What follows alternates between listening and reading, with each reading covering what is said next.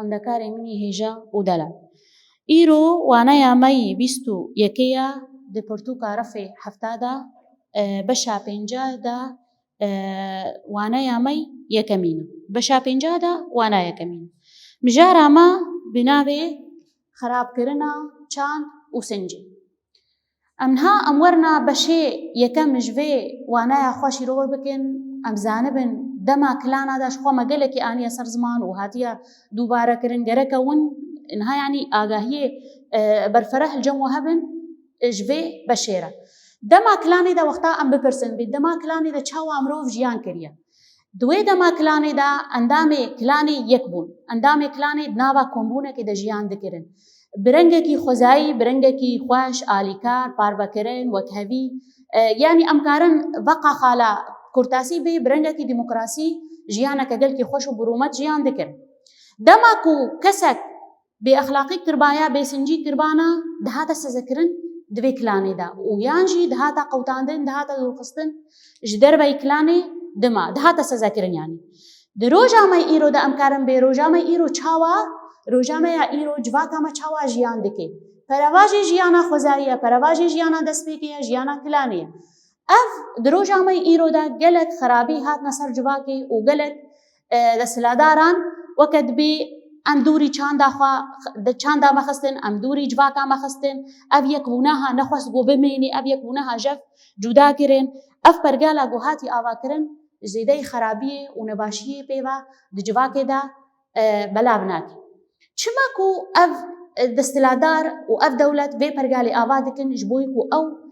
پەرگالا خۆ ڕوونێنن پەرگالا خۆی خراپکردنێ جوداکردنێ نەوەکەویە ئێریشێن پر مەزن لەسەر ڤاجواکان رێزکردن و ئێریشێن جوور بجوور یعنی نە تەنی مەسەلەن ئەمکارم بێژن تەنی وەکە میناک ئەم بێ ئێریشێ بچەک و سلاح نە ئێریشێ بیۆلۆجی دەرونی ئێریشێ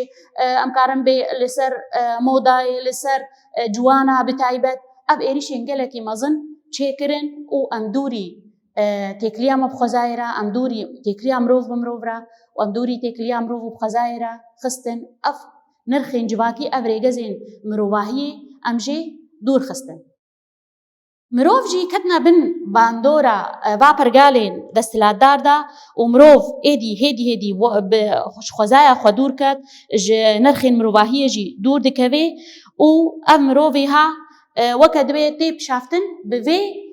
چاندەیرە چاندا پەرگالە دەستلاداری کۆهاتی بەلافکردن مرۆڤ دکەوێ بن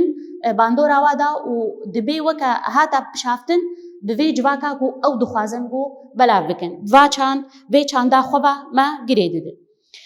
ji bo ku ev mirov bikarbê civak û dîrok û hebûna xwe biparêzê beriya her tiştî li hemberî vê pergala ku ev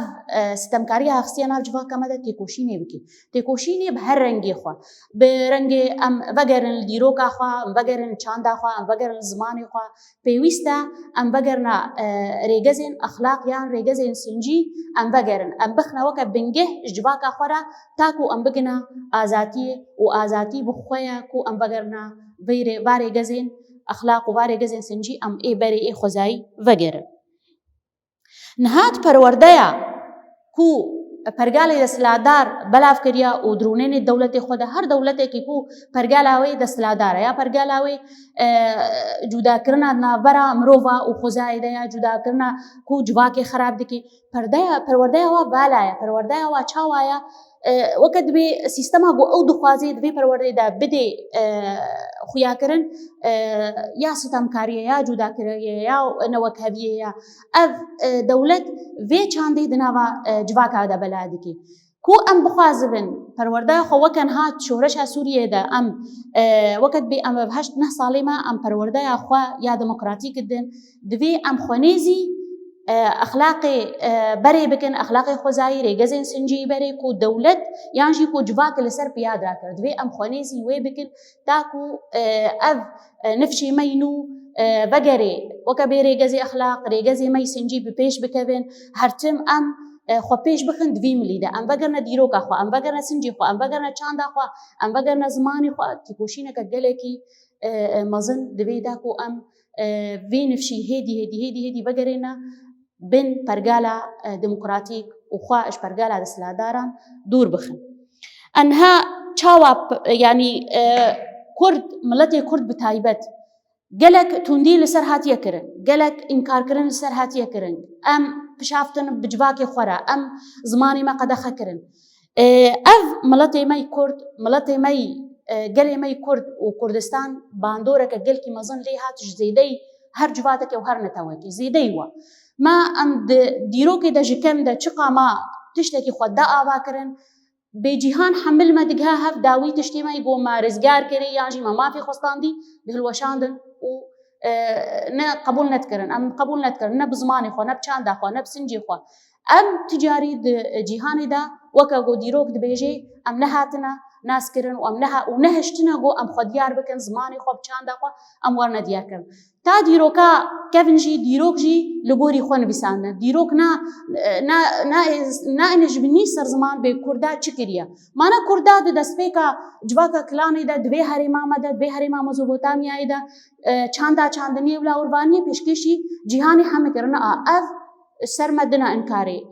شخورا سر خوتينا حسيبي أف تشتيغو كردا بيشكيشي جيهانا مكر حمكي دخن سر خوتينا حسيبي عند بما أفتش كريا مگو باندورا گله که لسر کرده و زلمیتیا کو سر کرده هاتیا چه کرن بتایبت گله کرد گله اف دستلاداری لسر داگیرکاری دستلاداری لسر هاتیا کار آنی ام کرد و کردستان بونه چهار پارچه کردستان شخوام جوارا نویسان دید ورده کردستان کتا بن باندورا چهار دولتا دا دولتا ترک دولتا عرب دولتا فارسی دبشة ما يج كردستاني كتنا بن باندورا عربادا وبشا كما يج كردستاني بشي هري مزن كتا بن باندورا تركادا وبشا كما يجي رجلات كتيا بن باندورا فرسادا ام تشاواج ما كرن ام خصنا بخورك شافتن ام زماني ما بشي زماني بشي جو كتي بن باندورا فرسادا بو فارسي چاندا خوش بیر کر زمانی خوش بیر کر وکوا خوار وکوا بخوار وکوا الخوکر وکوا آخوی ام هات نبشافتن بن چاندا فارسی ده ين چاندا عربان ام بونا عرب ام هات نبشافتن ما پروردا وای عربی تخون ما دیروکا وای عربی تخون ما چاندا وات خوان ما وکوا تخوار و بخوار و خود کر ام هات نبشافتن بن چاندا عربی دجی ملي تركا جي عيني ولو جو ام كتنا بونا ترك ام بونا بزماني وا ام بونا بجلو برقي وا ام بونا خوارون وخوارنا وا ام هاتنا بشافتن وكتنا بن باندورا دولتا ترك دا وشخوا پارچه هري مزين وكو دستلاداري لسر هاتا كرن پارچه ما جو كتبن دستلاداري تركا دا شخوا گوتا جو تركي ويجرك برسجريك بترى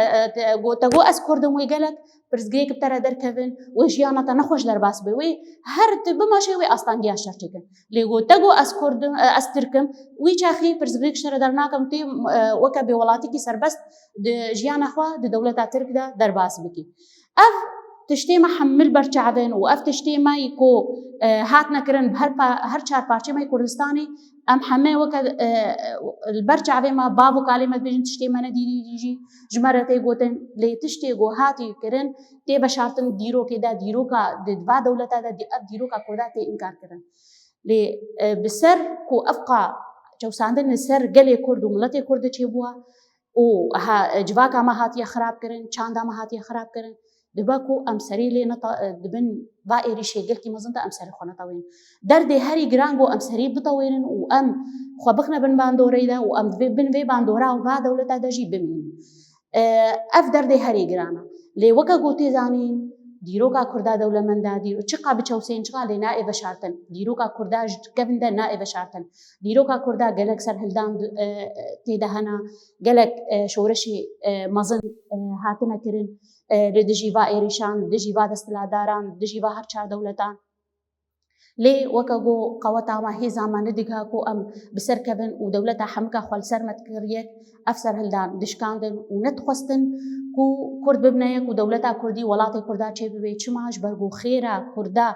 سرعرد بنعرد قلكي خزايا كردا قلكي دولة من دا جبر فيكي ناهلنغو كرد بغنا ما في خوا وكرد دولتا شخورچيكن ولاتي خوا ابابكن تجاري ناخوازنغو ام ببنيك جبر بو بهزار سالا خير وخيرات كردستاني دەسەڵاتدار دخۆن ناهێڵن بۆ ئەم بگنە دەوڵەتا خوش بەرکو ئەف خێش دەستێ وانە چێ سەر عرض و بنعردوەکەمە گوتیوە خاکامە پیرۆزە خاکامە هەموو تشتێ چاندنیە دەرزخێ خاکامە بە بەترۆلێ و نەفتەی گەلەکی دەوڵەمەندە بغازی دەوڵەمەندە چ بخوازێ دەوڵەت ئامەدە هەیە لەوما ناهێڵن بۆ ئەم بگنە مافێ خوا ئەم دەوڵەتا خۆشی ئاوا بکەن لێ دەبێ کو ئەم ئەب ئێریشێ هەری مەزنی سەرمە سەرگەلێ کورد ئەم بشکێنن و ئەم چاند و ئەخلاقی خۆ بەگەرن ئەم زمانی خۆ بەگەرن ئەم دەوڵەتا خوا برەنگی خوا بە دیموکراسیا خوا بە براتیا گەلا ئەم بێ دەوڵەتێ ئاوا بکەن لەبەر خوندەکاری مێ ئەز تێمە بداویە داویکردنا دەرساخوا لێ ئەمین ها هەرن پرسێ نرخاندنێ چارەسەر بکەن ئەز بهێوی ماون بمرە بن اونها ئەمێ پرسێ نرخاندنێ چارەسەرکن شخوا گرێدای مژارە خراپکردنا چاند و سنج روپەلە هەشتێ و هەشتای پرسایەکەمین چ دەبێژێ دەبێژێ ڕۆلا پەرگالێن کو هاتنە ئاواکردن بناوێ نوژەنیە لە هەمبەری چاند و سنجی جواکێ دیار بکە ڕۆلا وێ نوژەنیە چ کرد ئێریشێن پر مەزنکردن بە چاند و سنجی لاوازکردن کۆمکوژیە گەلێکی مەزن کۆمکوژیە نەجات چێکردن و چاند و سنج لاوازکردن ئەبە بەرسبە پرسایەکەمی پرسا دوویەم چ دەبێژێت بێ هەلوەستا خوا ji pergalên ku dixwestin civakê xerab bikin bide xuyakirin. Hevalê min ev li we divegerê dibe ku hûn berfereh bikin baş berfereh bikin ez bihêvî ma hûn tê de berfereh bin û birengekî xweşik helwestê xwe jî hûn bêjin. Ev li we divegerê yanî ev pirs weke dibê tiştî we hûn têk hiştin ji vê waneyê hûn ê diyar bikin. Pirsa sîyem hevokê şaş û rastin ya yekem çi dibêjê dibê ger sinc werê undakirin wê civak kom bibe û gel dê bikarê xwe li ser piyan bigirê ev gotina ha şaş e ya di duwa mirovên ku dikevin bin bandora pergala nûjeniyê de ji rastiya dîrok sinc çand û hebûna xwe nêzik dibin ne ev gotina wa jî şaş e em dema ku em nêzîkî sincê pergala nûjeniyê dibin ji rastiya dîrok û sincê ev dûr dikevin em ne nêzîkî dibin ya siya dibê bi salan li ser dîroka ziman çand û sincê Kurdan êrişên pir mezin hatine kirin rasta ev gotin rast e ya ça ya talî dibêjî dibê hêzên desthilatdar herdem nedixwest civak ji nirxên wê yên pîroz dûr bixin ev gotina ha şaşa û li vêr dawîbûna pirsê nirxandinê em têne dawîkirina va pirsan ez bihêvî me hûn we çareserkirinayê xweşik fêr bûbin û fêmkir bin hûn dimên bi xêr û xweşî